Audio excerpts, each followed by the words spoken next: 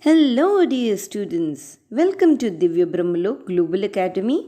This is a video for value education, and today we are going to start with a new chapter in class 7th, and that is chapter number 5 Empathize, Please. बहुत interesting chapter है ये, एक comic के form में chapter है, आपको बहुत मज़ा आएगा ये पढ़ने में. But before we start, let us know the meaning of empathy. Empathy means to understand another's state of mind, or it is the capacity to recognize somebody's emotion. A number of problems can be solved just by holding each other's hand, which means you understand what is the state of his mind. So, let's begin the chapter number 5, Empathize, Please, where we need to understand the value of empathy. Empathy means दूसरे की situation को समझना और इस हिसाब से समझना कि आप उस इंसान की प्रॉब्लम को सॉल्व कर सके. न सिर्फ उसकी प्रॉब्लम को समझना बट उसकी प्रॉब्लम को फील भी करना. See what is mentioned over here. There is a wonderful quotation said by Dayanand Saraswati that no human heart is denied empathy. ऐसा कोई इंसान नहीं है कि जिसके मन में दूसरों के लिए दया भावना ना हो. No religion can demolish that by indoctrination. और ऐसा कोई रिलीजन नहीं है जो ऐसा लोगों को उपदेश दे कि आपको किसी की भावना को समझना नहीं है. ऐसा उपदेश देने वाला कोई रिलीजन नहीं है. See you might have seen and you might have observed, how do you feel when someone makes fun of others? आपको कैसा लगेगा अगर आपके सामने आपके दोस्त का कोई मजाक उड़ाए? What kind of attitude should we have towards people? Or according to you, what sort of behavior and what sort of attitude you should develop towards other people? And have you ever disregarded someone? Have you ever neglected someone? Have you ever insulted someone? Have you ever tried to make fun of others?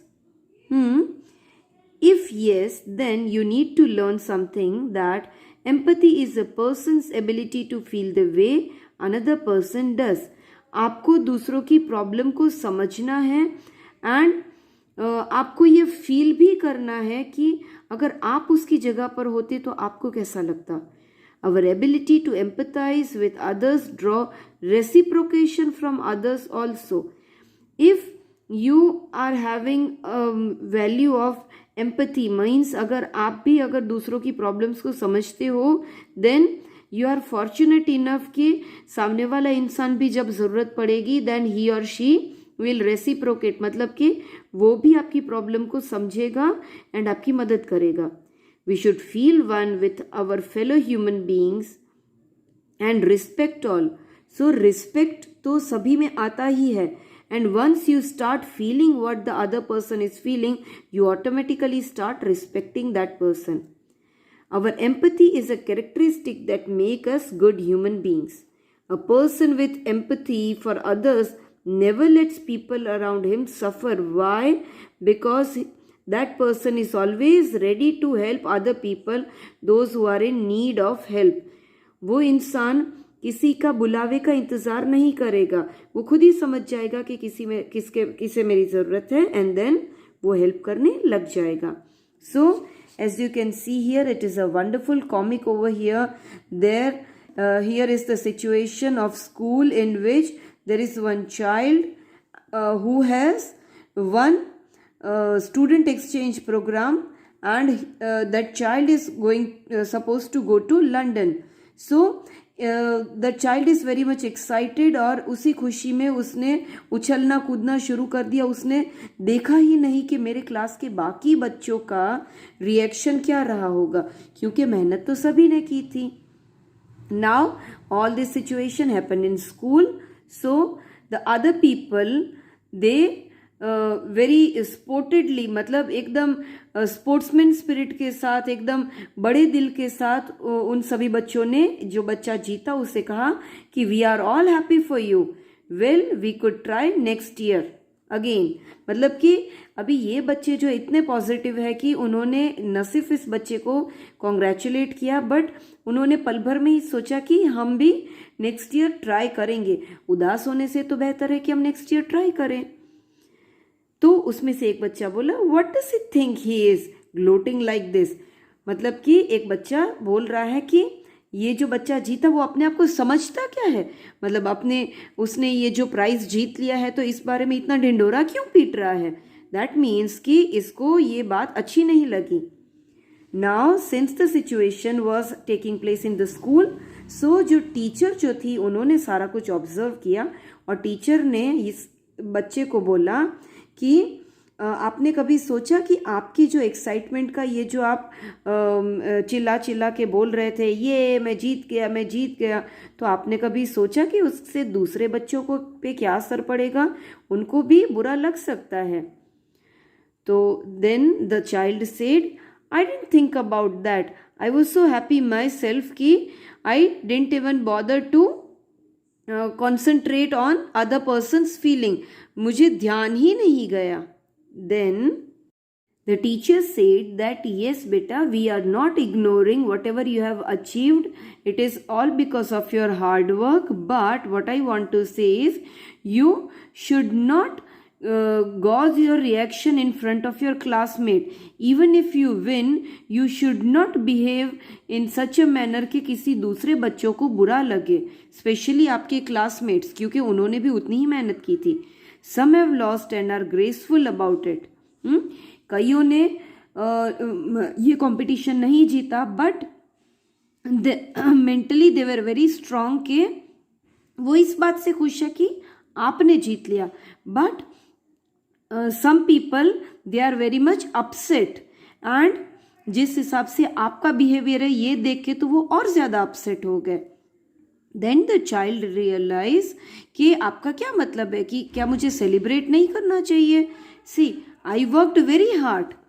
But then the teacher said, no you should celebrate, we all know that you have worked hard, but you should not show off your success,